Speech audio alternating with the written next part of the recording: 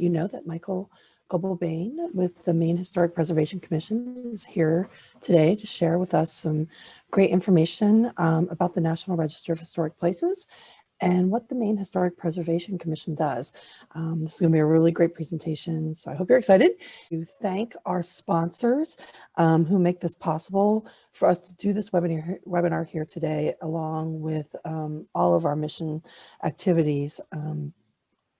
We have Northland Norway Savings Bank, Oceanview Falmouth, and Cumberland Crossing as our year-long industry leaders, and our year-long underwriters, our Bateman Partners, Consigli, Hardy Pond Construction, Fort Antros, the Heritage Company, the Lincoln, Taggart Construction, Thornton Tomasetti Becker, and the North River Company. Thanks very much to them for their support. Greg, I'll turn it over to you. Terrific, Ali. Want to welcome everybody as well. Thank you for coming. And to note that also we have a couple of brand new sponsors as well who have just come in actually this week, so they weren't on our slide, but that's Linda Bean's Perfect Maine and Freeport Antiques and Heirloom Showcase. So I wanted to thank them as well. And also really want to thank Michael Goebel-Bain for joining us today and representing Maine Historic Preservation Commission for our session. Michael has worked in education, construction, and preservation in Illinois, New York, and New England for the last 30 years. Practical construction experience and degrees in English and preservation have allowed him to work in the preservation field for historic house museums, preservation architects, and state preservation offices. He has been National Register and Survey Coordinator for Maine Historic Preservation Commission for the past 5 years. So Michael, thank you for taking the time today, and we're looking forward to your presentation. All right, well, thank you, Greg. Let's see, let me see if I can bring that up and share it.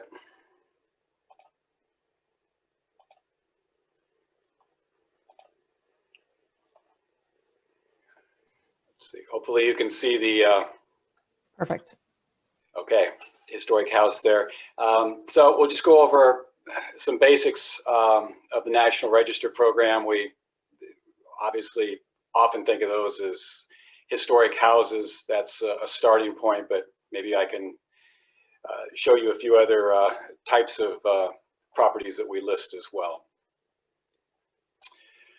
So the National Register for Historic Places. It was authorized under the National Historic Preservation Act in 1966. It's part of a national program to coordinate and support public and private efforts to identify, regulate, or evaluate, and protect our historic and archaeological resources. The register itself is the federal government's official list of the nation's historic places worthy of preservation. Properties are listed in the register because they are significant in American history, architecture, archaeology, engineering, and culture. Of course, you notice it's the federal government's list. I'm a state employee. Why am I talking to you? As part of implementing the program, state offices across the country are sort of the primary resource for your contact information for this program. What was it exactly that got this started in '66? You know, there are a lot of preliminary preservation laws that went into effect, other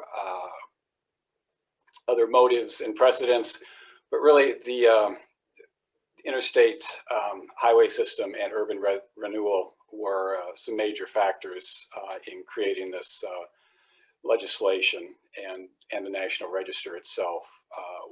When some of those urban renewal in large downtown areas were removing wide districts of historic properties, you know, preservationists came on board and you know, wanted to have their voice heard as well. And the National Register is one way to identify those properties, and then other parts of that Federal Preservation Act provide some protection and assistance for historic buildings. What is it that we can list in the National Register? A building, Basically, we identify that as something that was built for human shelter or work. We often think of houses, but it could also be the Farwell General Store in Thorndike, the lower image, or that's a Churchill boarding house, Churchill Depot in the Allagash that was part of a lumber camp. And I think every one of these buildings, images that I show you, will be something that is actually listed in the register as we go through. We can also list structures. That might be a dam, it might be bridges, could be a silo. Here I've got an image of Mount Batty Tower in Camden, Maine, Camden Hill State Park, and then the Mary E, a schooner out of Bath. Ships, other vessels are something that can be listed. Moving rolling stock for railroads can also be listed. Occasionally, somebody contacts us with something smaller, automobiles, maybe a fire pumper or something like that. Those are really not part of the National Register program, wouldn't fall into any of our categories. We also have objects that might be something like the Civil War memorials that we see in so many towns, other more artistic sculptures. I've also included here the Walking Man sign in Westbrook, Hawks Plaza. That was I think a first for us in actually nominating that kind of a commercial sign related to 1950s, 1960s automobile traffic and so on. Sites can also be listed. You may think of these as archaeological sites, or maybe that's the last thing that pops into your mind. But by a site, it could be a garden, it could be an agricultural field system, park system. And for any of these four areas, we'll help you sort this out, but just trying to give you an idea of the four broad property types that the National Register identifies. And then one more, which is a little bit of a hybrid, we can also list districts. So a district possesses significant concentration, linkage, or continuity of sites, buildings, structures, or objects. And they're united historically or aesthetically by plan or physical development. So this might be a design landscape. It may be something that developed a little bit more organically. It can have any combination of those other structures, buildings, objects. Here I've got a plan of the Haystack Mountain School. And for these districts, it's more the relationship of the buildings to each other, the circulation patterns, how we experience them from the exterior when we see those. And districts come in a lot of different forms. Here we've got an educational campus. They can be an institutional complex. It can be an industrial complex. We have many mills listed in Maine, many residential neighborhoods, agricultural districts, maybe one farm, maybe multiple farms with those. Commercial historic districts are also something that we see commonly listed. This one in Lewiston, fairly recently listed, but something we had identified over 25 years ago and actually had a draft nomination for. So sometimes these also take a little time to develop and come around and actually get listed. Wanted to show you Sagamore Village. This is a recent listing also of a district. It was World War II worker housing. In the lower image, you can see an original design and then its appearance now. After it was used as housing for workers on Liberty ships, it was transferred to the Portland Public Housing Authority. But really, it's a good example of a district where the district is eligible, but none of these 91 properties that make it up would be individually eligible. So sometimes it's the group that really carries the day for some of these. So how do we evaluate these? What makes the grade, what doesn't? It's the quality of significance in American history, architecture, archaeology. It's present in these various types of properties that I described, and they all have integrity to convey that significance. We'll talk about those different areas of integrity in a minute, but the four broad criteria are they're associated with events that have made a significant contribution to broad patterns of our history. And sometimes those events are very, very specific. It may be, a meeting that is significant in history. It may be, it could be an assassination. It could be a broad pattern of events like that district where the commercial development in a downtown that pattern of development continues over decades and longer. So sometimes they're brief, sometimes they're quite long. It can also be associated with lives of people that are significant in our past. To be significant, it has to be a little bit more than just an identified profession, maybe a doctor, a mayor. Every mayor of a town is not necessarily significant. You'd have to do something, particular ordinance passing, or for a doctor, maybe particular something that you've developed, treatment that really stands out. The third category, distinctive characteristics. This is oftentimes looked at as architecture, distinctive characteristics of the type, the period, the method of construction, maybe a representative work from a master architect or builder. These will possess sometimes high artistic values, a particular style, maybe Greek Revival. And then the last component here, it may represent a significant and distinguishable entity whose components may lack individual distinction. That may sound a little vague, but that kind of goes back to that Sagamore Village example that I showed you. It's really talking about a district where the group of buildings and how they relate to each other is what's really important. And then finally, it may be have yielded or will yield information important in history or prehistory. A lot of times we'll think about that as archaeology, but that's not the only way that we can pick up that information. It may be a standing building that has information on its construction, a distinctive type of construction that may also fall in that criteria D category. So it has those aspects, those criteria. It also has to have integrity, and that's the ability of a property to convey its significance. So it has to be significant for some historic quality, and it also has to convey that significance. It has to look like it did and have those qualities that it did during its period of significance. And that may be being in its original location. If a property is moved, that presents some problems in terms of integrity. It doesn't absolutely mean it can't be listed, but it certainly raises some questions about the property. The setting, if it was a rural property, but it's completely built up around it now, there's going to be an impact on its setting. Design, materials, and workmanship kind of go hand in hand. Not necessarily just the style, but also maybe the interior layout, the plan, and that works together with the materials that were used, the workmanship that went in to making that.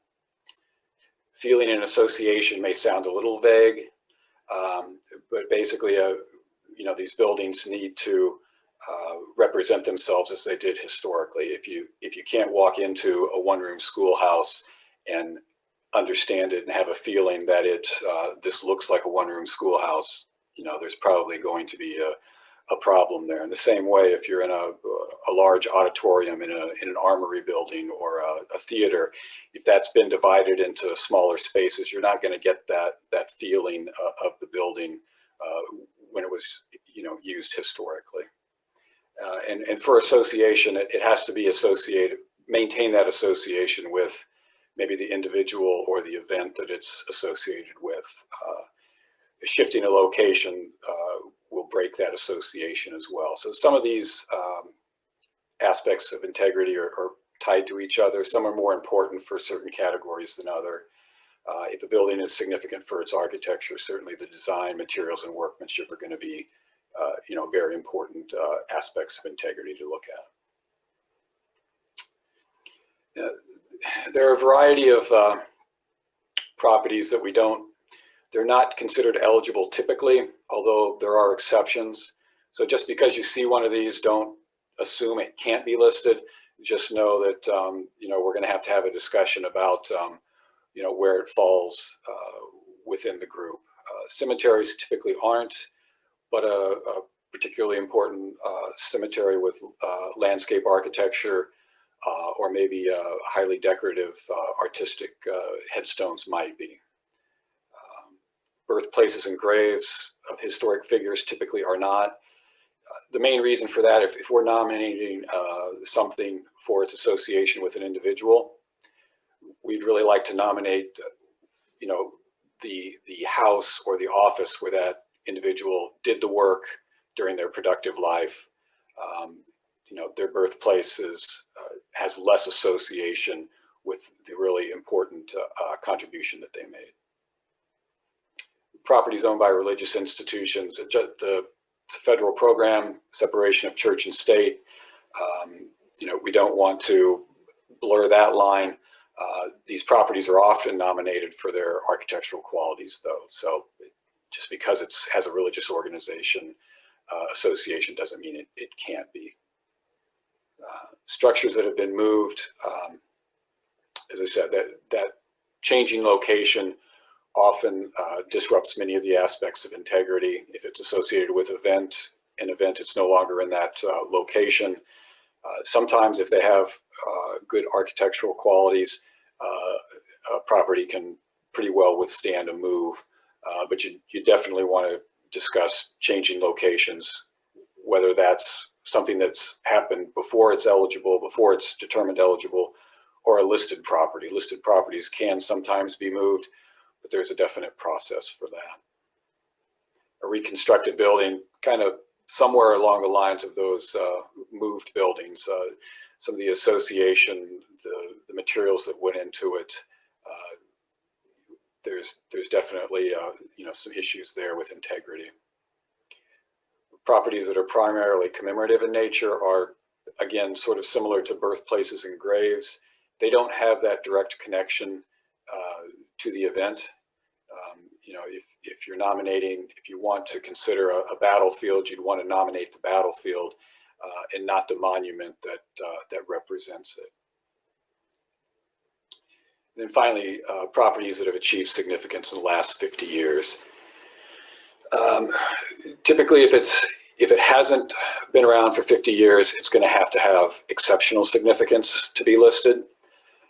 50 years may sound like a kind of arbitrary number, but the idea there is that it gives us enough of a time frame to look back, develop a context, and understand the building within within the history of the event or the individual that it's associated with. Just like right now, it'd be pretty difficult to try and determine what building might be significant for its association with COVID. This seems like a pretty important event. I'm sure there'll be something, but how do you evaluate something like that within the event while it's still happening, and even within a few years after?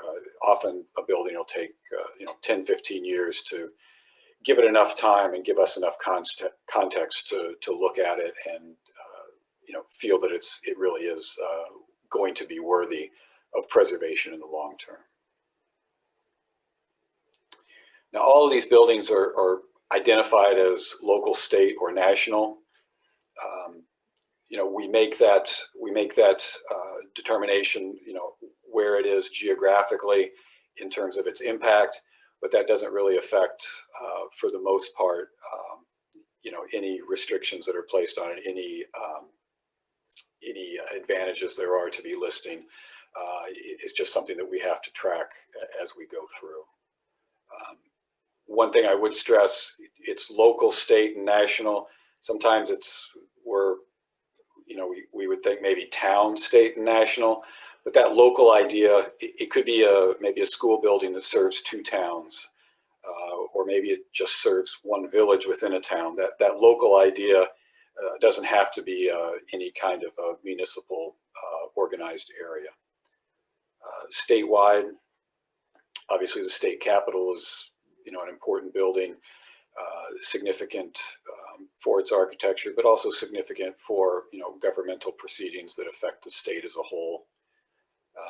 Something like the Togus, national importance, it's going to impact or have influence beyond the state level, national, or at least regionally. It may be a federal owned building, but it might also be, Harriet Beecher Stowe and her wide influence from Uncle Tom's Cabin certainly had a national impact. But you've got an author that's living in a house, in Maine, writing a book. So we track those areas as well. So just kind of look at a few things that are listed. Battery steel on Peaks Island, significant for coastal defense. Greenville Depot, significant for transportation associated with the railroad. Jefferson Cattle Pound, early settlement government, how people dealt with wandering loose animals, cattle and hogs and such. Calais Observatory, nominated for science, important in the early coastal survey of Maine. Blackjack was a friendship sloop that was recently listed. It's significant in maritime history for that region of the coast, particularly important boat type for a certain period, lobstering and fishing in the area. Any number, we've got Portland Breakwater Light here, but any number of lighthouses, maritime history, commerce, transportation. Here are a few that are associated with significant person, criterion B. Wallace Haskell House. Ernest Haskell lived and worked, had a studio here in Phippsburg for a number of years. Chimney Farm, noted Maine authors, and Oregon Energy, Wilhelm Reich. You may look at these and you may say, I don't know who any of these people are. Are they really significant? If we look at the context and compare them to other people working in their field at the time, we can certainly make the argument and develop the context to see that they are, significant in the field and not just, an artist, an author. They rise to that level. That doesn't necessarily have to be nationally significant and known by everybody, but as I said, enough, a little more than just your average individual identified with a profession or a skill. For architecture and engineering, a Gothic style church. In some buildings, it is their construction type, this log house. Some buildings that look very plain, vernacular tavern as a property type. It also has certain characteristics that we can identify as well, but just because a building looks plain doesn't mean it's not eligible. Just because a building is old doesn't mean it is eligible. So the Grand Art Deco Theater, a small library, North Monmouth, Colonial Revival building by Harry Cochran, a small one-room library. All sizes, all types of buildings are eligible, Second Empire style. And then not to forget engineering, a variety of bridges are listed and can be eligible as well. I mentioned information potential doesn't have to be archaeology.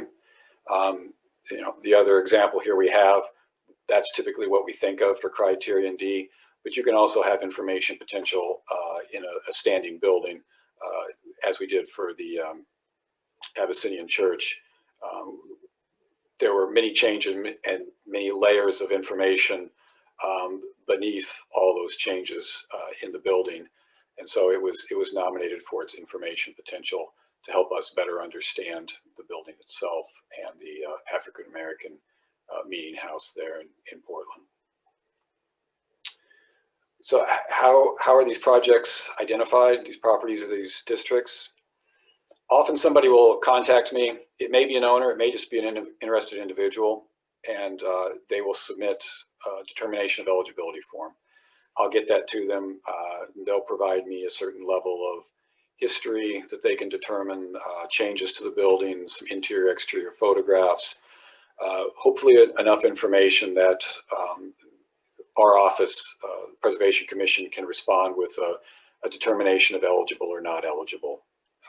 It's an ongoing process, so if we don't get enough information, we'll just request more information and see what we can find from that until we can come to a resolution on that.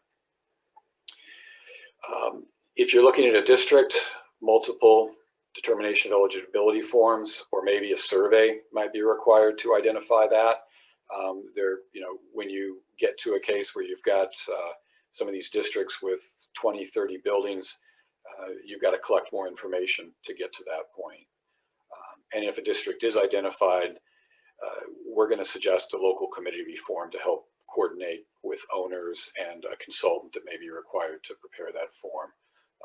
Maybe that's a local architect, a local historian, maybe the city planner, some other owners in the district. But that's a bigger undertaking. It requires a little more coordination and public outreach than an individual nomination. I mentioned survey. That's kind of an associated program that we have. Oftentimes, a town may survey its downtown area to identify its historic resources. The yellow shaded area here was all surveyed. Within that purple circled area was identified as a commercial historic district, 26 buildings. And there are then a few, 6 that are non-contributing. Maybe they're too recently constructed or a building that was too greatly altered. But identifying that kind of a district requires some additional work, and whether that's a survey or that's, in some cases for a smaller district, individuals will just provide that basic information for 8 or 10 buildings on determination of eligibility forms. So what's the process to move through this? Somebody says, here's a building I'm interested in. The determination of eligibility form is completed. If our office agrees with that, we can move to creating the nomination. Usually at this point, I said, anybody can ask if a building is eligible. If a non-owner asks, we will give our opinion. But typically, if we think it's eligible, the next thing we're going to do is contact the owner and say, what do you think about this before we move forward? If they're not interested, there's a lot of work to develop a nomination, and we're not sure we want to do that without, knowing that it's going to be successful. Once that nomination is developed, the owner is notified. If the owner objects to notification or objects after that notification, the property would not necessarily be listed. If the owner objects, or more than 50% of the ownership objects, it would go to the State Review Board.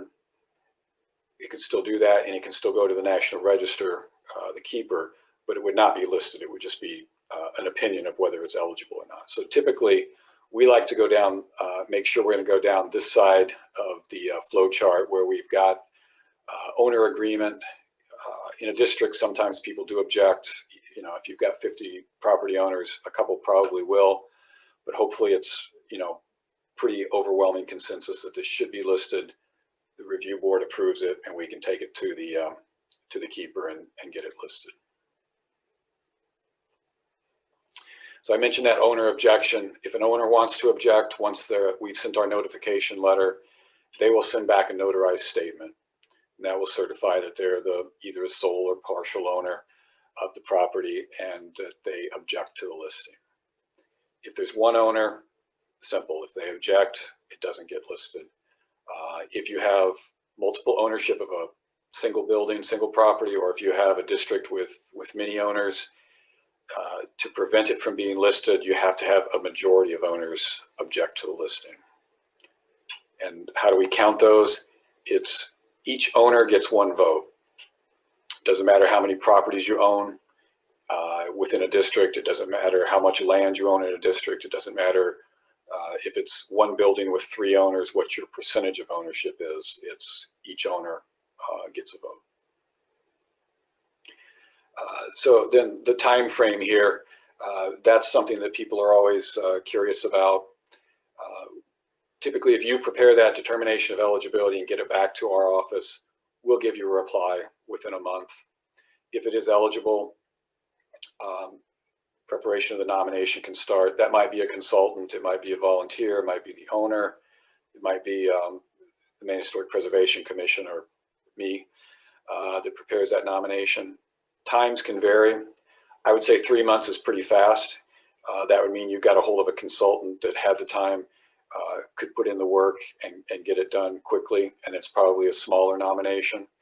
Sometimes districts or bigger properties take years to complete. And sometimes that's not just the research and the documentation, it's just other delays. When we get a draft, we're going to look at that, review it. We're probably going to have comments. So we ask for those maybe 3 months prior to the meeting that you'd like that presented at. If we have to go through multiple rounds of revision and editing, that may delay that. And part of the reason, again, is those official nominations, we have to send those out to owners and local officials in the towns that are affected before the quarterly meeting. We can then bring it to our quarterly review board meeting. Our 11 commissioners can review it. If they agree, our State Historic Preservation Officer can sign it, Kirk Money, and then I can forward it to the National Park Service, which may take another 2 months before they get a response back to us. So if you count that up, that looks like 9 months. I would suggest typically about 12 months is pretty fast for a single nomination. And it may take, several years for a district or something that's more complicated. It's relatively fluid. You just don't know what you're going to run into, but I would certainly not budget less than 12 months for even a simple nomination. So what's listing accomplish?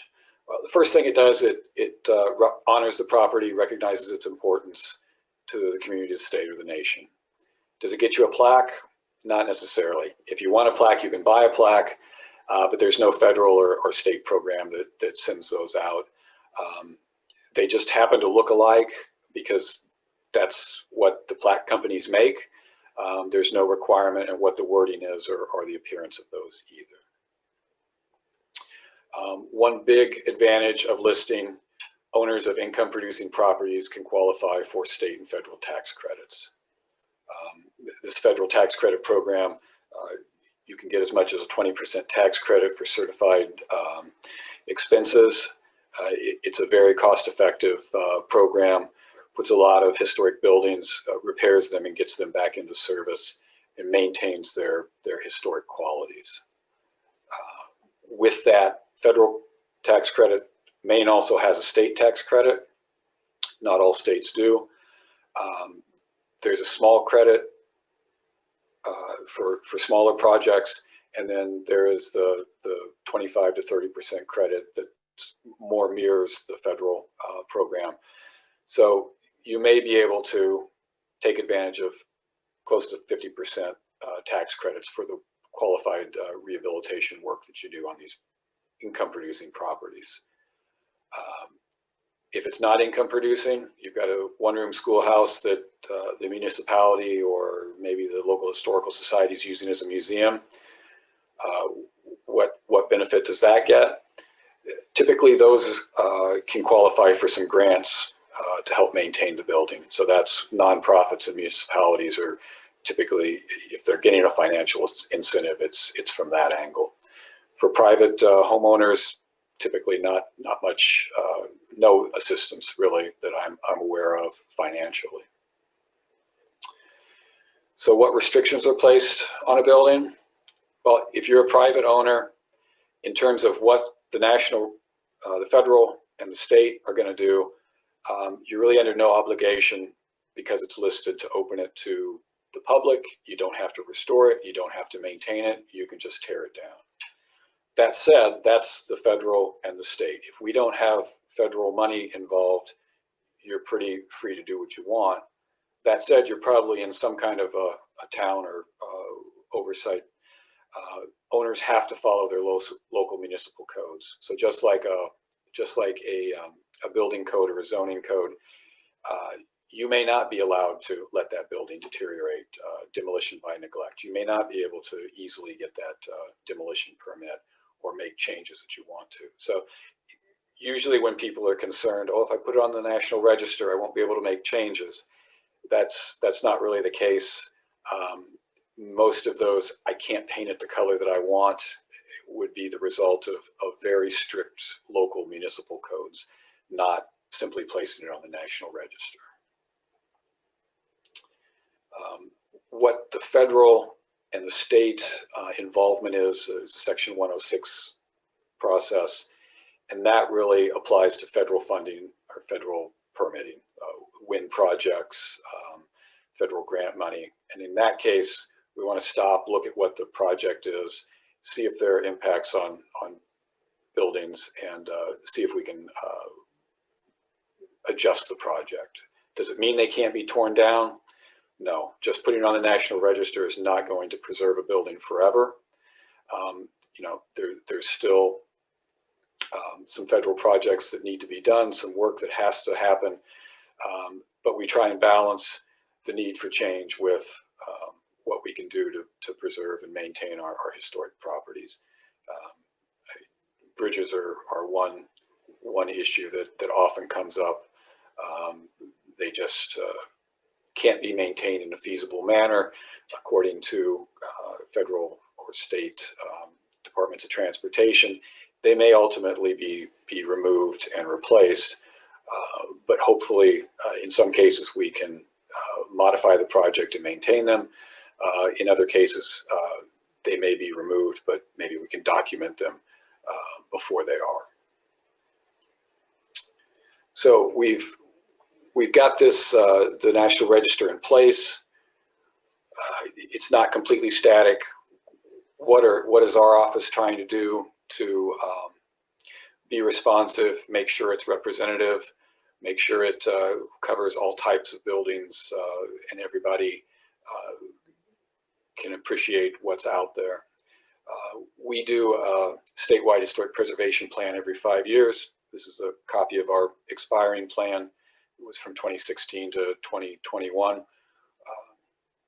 And that helps us look at what is working, what's not working, where we are with the National Register, and what priorities we may want to work on. As I said, this goes every 5 years. We're finalizing a plan to go, well, actually finalizing the plan to go from 2021 to 2026, but I got a little typo there. What we do with that, we look for broad input.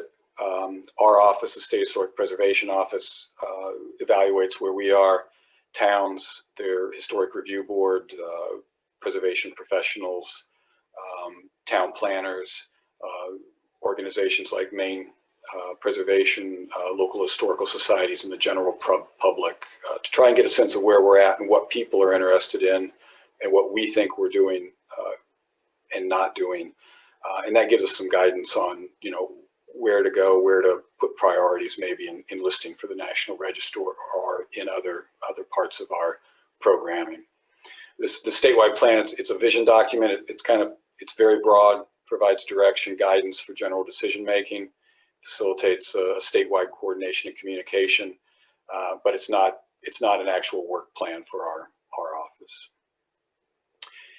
In trying to develop that, one of the things we look at are, you know, what's listed. So just to give you an idea, 190 historic districts, individual properties listed. We can break it down further, look at national historic landmarks, the number of vessels that we have listed, and so on. But just to try and give us a sense of where we're going. Hopefully we've got more things listed than we did the last time, although sometimes we do go backwards. Properties can be removed from the National Register if they lose their character defining features that were there when they were nominated. You can't just ask to be removed because you don't want to be anymore, but certainly Catastrophic fires are one issue we have, and recently removed 3 properties because they burned to the ground, and obviously that no longer leaves the integrity necessary. But we take those numbers and we look at, what's represented geographically. Hopefully we're covering the state broadly. I think we're doing a pretty good job of that. There are listings in all 16 counties. Not all towns are represented. But if you look generally, the larger the population, the more likelihood there are nominations, and typically more nominations where the town is larger. More nominations, more listed properties in Portland than there are in an unincorporated township. Just in general, more people, more built environment, more listings. That seems to work pretty well, but we did, identify a few towns in some of the more populous counties that don't seem to be represented by surveys. There's some areas in Androscoggin, Knox, and Waldo that we think could use attention, and then identified a few towns here below where it would be good to maybe encourage surveys or try and identify some additional properties that could be listed in the register. In addition to that, we also look at, what areas of significance properties are listed under. You notice number 1, architecture, a big component. 42%, over 42% of the properties are identified as significant for their architecture. Properties can be significant for more than one area, so it might be architecture and maybe it's a school building, maybe it's also significant for education. But architecture is one of those areas of significance for a majority, a vast number of the properties listed. You note 1 through 6, pretty high numbers in terms of a percentage. That represents about 70% of what we've got listed in the state. So that just, architecture is an important part of the program. Should it be that heavily weighted in that direction?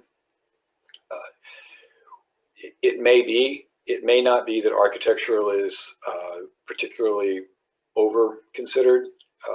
Even though it's got high numbers, one area that we are particularly interested in would be modern architecture, something that's was built 50s, 60s, 70s. We think that might be a little bit underrepresented, even though that would add to our numbers in our highest category. On the other hand, we've also looked at some of these lower figures. I didn't include all figures. The numbers on the side indicate 1 through 30 where they fell in these 30 different categories. So I've obviously left out a few between 7 and 12. But if you look at agriculture, Maine has a long history of agriculture. 50 properties, under 2% represented in the register. Is that an area that maybe we should take a look at? We kind of think so, with maybe rural properties, possibly cultural landscapes, rural landscapes as well. And ethnic heritage was also something that we thought maybe could use some more attention.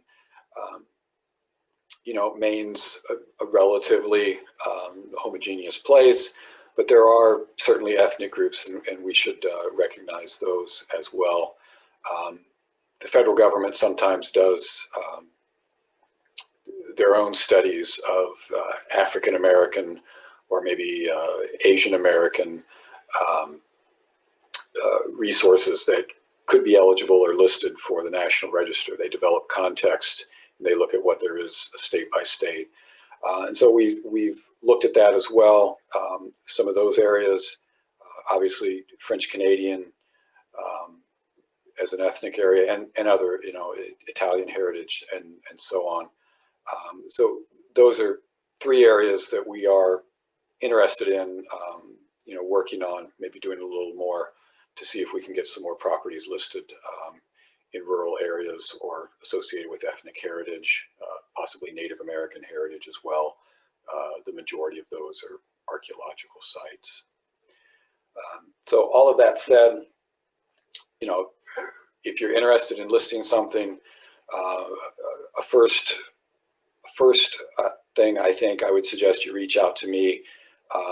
let's talk about the property. On occasion, somebody comes and says, I'd like to list this property, and when they tell me where it's at, it has happened before that I can tell them, well, that property is already listed, or it's in a historic district and contributes. But most of the time, you're going to have to fill out that eligibility assessment form. And even if your property is not the one that we need to add a property that's significant for its association with economics or philosophy, I'd still love to get your information, discover what's out there, talk to you about it, even if it is just adding to architecture or another area of significance. You know, we want to add as many properties as we can to the National Register that are qualified that meet the requirements. So it doesn't have to be spectacular.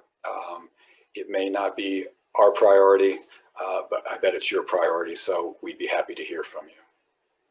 I'll leave it there. I'll send it back to Allie, and be open to answering some questions if those are out there. Terrific, thank you. And we do have a question already. Was the best way to contact you? And you did share your contact information on your slide.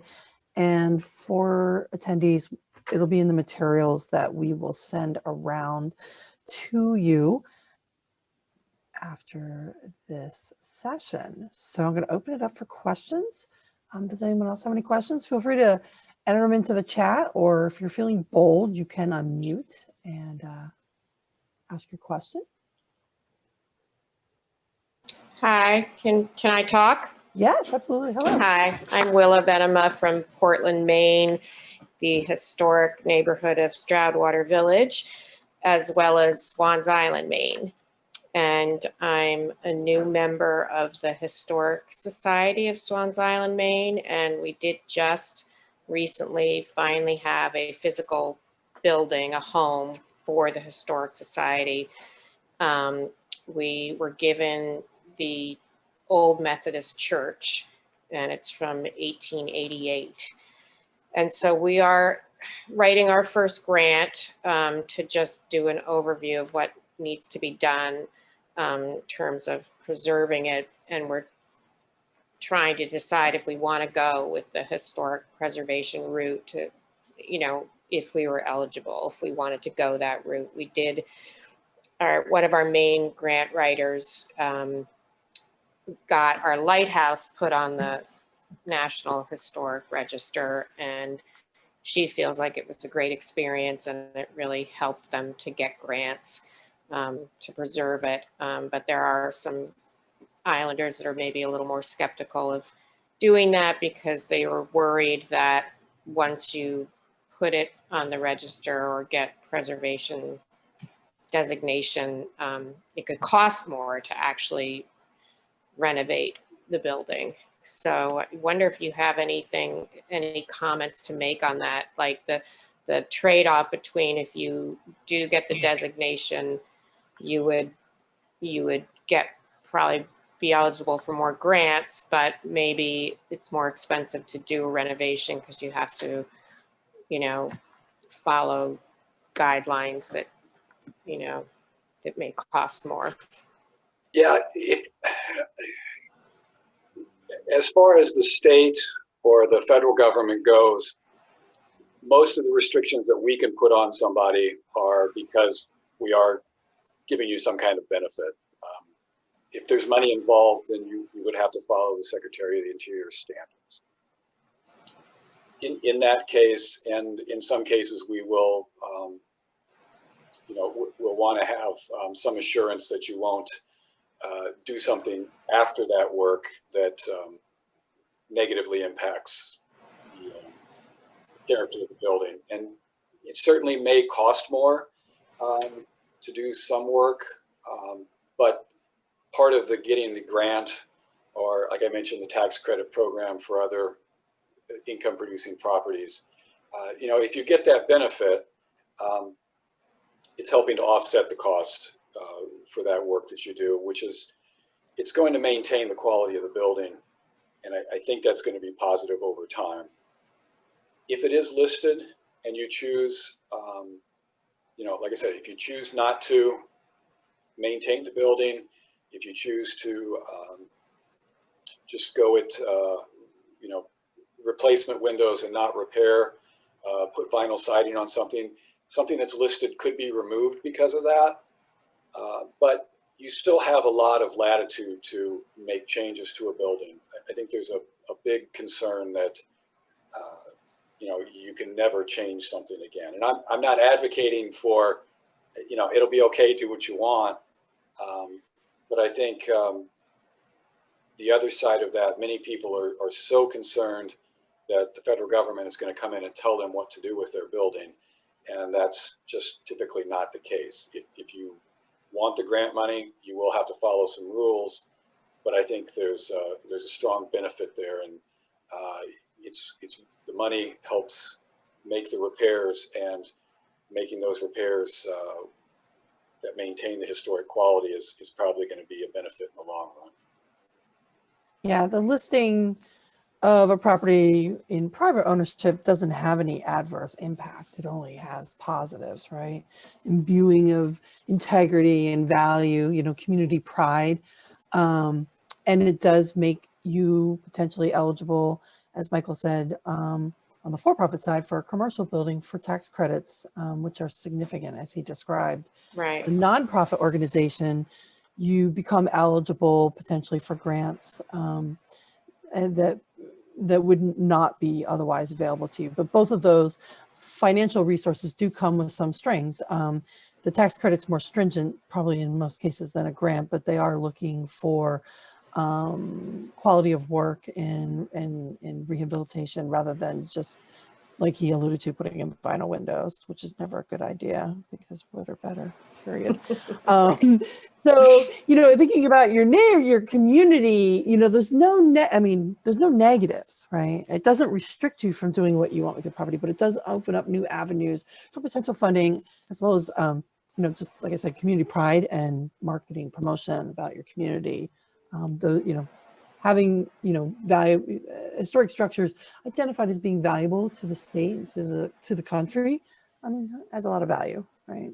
So. Yeah, I completely agree with that, but some people just find it harder to get to that place, I guess. Yeah, it's an education process. Can I ask one more quick question? The church is very intact, but there was an annex added to it that's not in the greatest shape, and it has no architectural significance. Would that preclude the church from getting designated because it has this attached thing to it? It would depend. Each case we need to look at case by case, but just because there's addition to it, or just because there's been some changes, doesn't mean that that's going to make it ineligible. In some cases, people would consider an addition not important, and they'd like to remove it.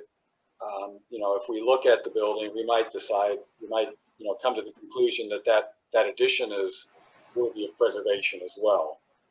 So it just, I doubt that in this case, but well, and that may be the case too. It may be a case that you're better off. If you'd like to remove it, we may look at it and say, yeah, that's not contributing. And if you want to remove it, go ahead and remove it. And that would maybe strengthen the integrity of the building. Right. We need that space. So if it's like, we're going to get an assessment to see what kind of shape the whole thing is in. And I guess depending on that assessment, we may keep it or not, but we would have to probably find a way to build a separate structure. It could be detached, I suppose, for the space that we would need for the Historic Society, because the church itself is not very big. Well, you can certainly, again, can changes be made to a building? And they can. Listing something on the National Register doesn't mean you can't touch it. And I've been asked that question before. I can't do anything. I won't be able to put a bathroom in, or put an addition. You can still, you want to be careful about how you do it and respect the original building. But you can put an addition on, If we want these buildings to continue to be used, we're probably going to have to let people put in bathrooms and heating and electricity. You know, we all like that. That's part of reuse for the building. So there's some flexibility there. You can maintain the historic quality and still make it livable. Okay, Great. thank you. Just to add a couple of comments about the rehabilitation issue as well, because I think, you know, it's a complicated issue. There's now a public record of how much it costs to rehabilitate buildings using the Secretary of the Interior standards, and those are the historic tax credits that have been done all over the state.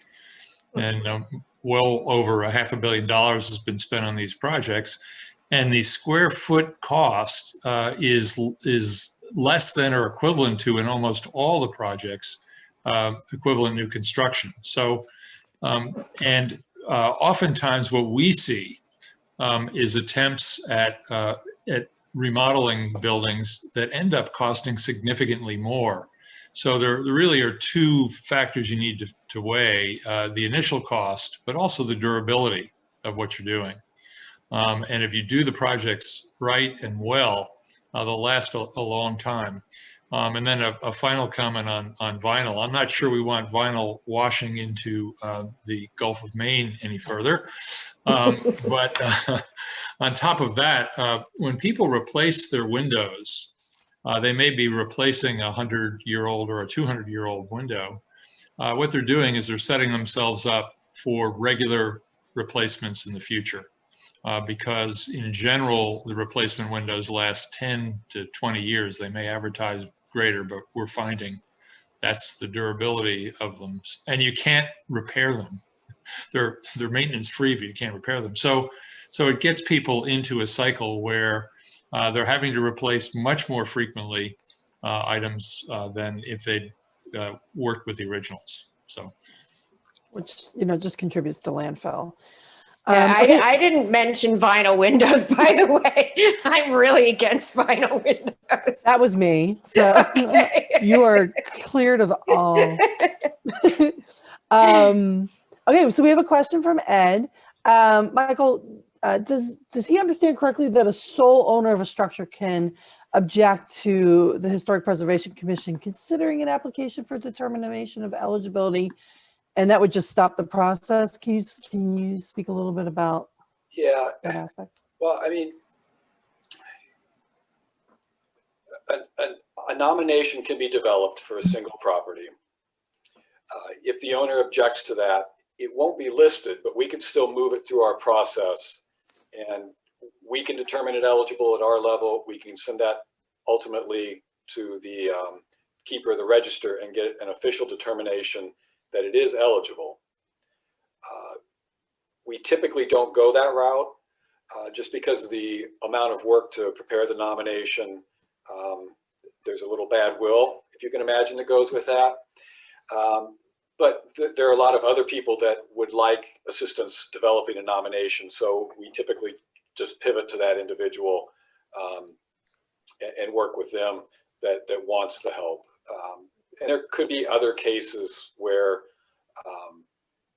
you know, with a project, you want to know that it's determined eligible, but that's typically not the route that we, you know, want to go down. Michael, the reason for my question is we have a demolition delay ordinance in Yarmouth, which goes on to provide for a prohibition on demolition as to National Register listed properties and or properties which have been determined to be eligible for listing. So if we were to come to you with an application, not for a nomination, but for a determination of eligibility by Maine Historic Preservation, would objection by the owner stop that in its tracks? We would still go ahead and issue an opinion. We would make a determination. Anybody can file that determination of eligibility form with us and ask, is it eligible? As long as we can get enough information and I could see, we ask for interior photos. That might be one piece that might be difficult to get, but if we can get the information necessary that we can determine that it is eligible or isn't, we will issue that determination from our office. We typically, we want to notify the owner of that, and we typically don't go past that point. But as I said, if there was an issue in a particular case like this, and you could see an owner saying, well, I disagree with the state, that might ultimately have to push it down that road to get official review by the keeper. But we would certainly issue our opinion, and we typically leave it at that. Thank you. Great, thanks. Any other questions? I think I saw one in the chat as well, as somebody was suggesting, what if we do issue those letters of determination. And in some cases, they're floating around out there. They've been there for 10, 20, 30 years. Still have Earl's name on them, who still comes in and sees us occasionally, but hasn't been the State Historic Preservation Office for a few years. If a letter says that it's eligible, it may still be, but if it's been 10 years, if it's been, 20 years, the property may have changed some. We know its history from before. We just need a little update in maybe changes to the building in that intervening time, maybe a few more photographs of the current condition, just to verify that we still hold that opinion that it is eligible and could be nominated. Okay, great. Next question coming in. Do tax credits apply, or are there grant monies available for structural intervention for preservation? Paul, I don't know if you want to come off of mute and maybe ask that question verbally, because there are tax credits available for income producing properties, for commercial properties, and there are some grant monies, intermittently available or regularly available to nonprofit or municipalities doing preservation projects, but I'm not sure what you mean by structural intervention. I don't want to misanswer your question. So if you're present. Yeah, thanks. Fort Gorges has a preservation plan that's been approved by the Historic Preservation Commission in Portland, and we have a cash match lined up from the city of Portland, but it's a big chunk of money, and it's a required structural intervention for the casemates at Fort Gorges. So we're just exploring any and all funding opportunities.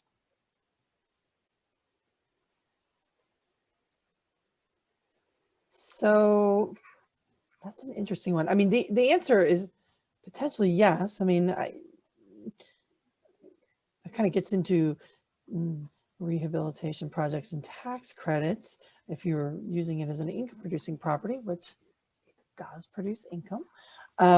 I think this might be a question that we might want to take offline, unless Michael, you want to take a stab at this, but I think there's something there for sure, Paul. But great. Well, I'll follow up with an email.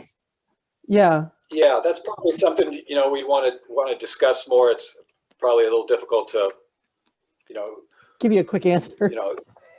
Give a quick answer on this, how that's going to work out, income producing, or is there, some nonprofit component, but there's quite likely, some money out there that may be available for a project like that. There's certainly, for structural work, there's certainly a way to get grant money for that as a nonprofit, or to use tax credits for income producing. It just, have to talk about your specific situation. Great. Yeah. I'll follow up with you both offline. Thank you. Okay, that'd be great. Yeah, thanks. Any other questions?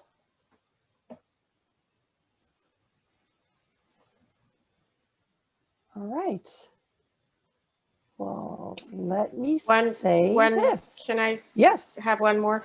So Absolutely. if if we did with the Swans Island Historical Society decide to try to get the the designation, what's it called? The historic designation or Well, initially it would be determination. the whether it's eligibility, right? eligible, and then listed in the national Listed. Okay. So if we decided to go that route and we're in the process of writing these grants, do you have to wait? Like it might take years. So would we not be able to be writing any grants that required that? It depends on the grant that you're applying for. That first determination of eligibility, if we can determine, our office agrees, and it's not just me, it's our director and assistant director, but if we agree as a group that a property is eligible, we feel pretty strongly that it could be listed. We will issue a letter that says Maine Historic Preservation Commission feels this is eligible for the National Register. For some grants, that's enough. That's all you need, and they will go ahead and consider you for granting. Other grants require that you actually be listed. Okay. There's a little bit of both ways. You just have to look at what you're applying for.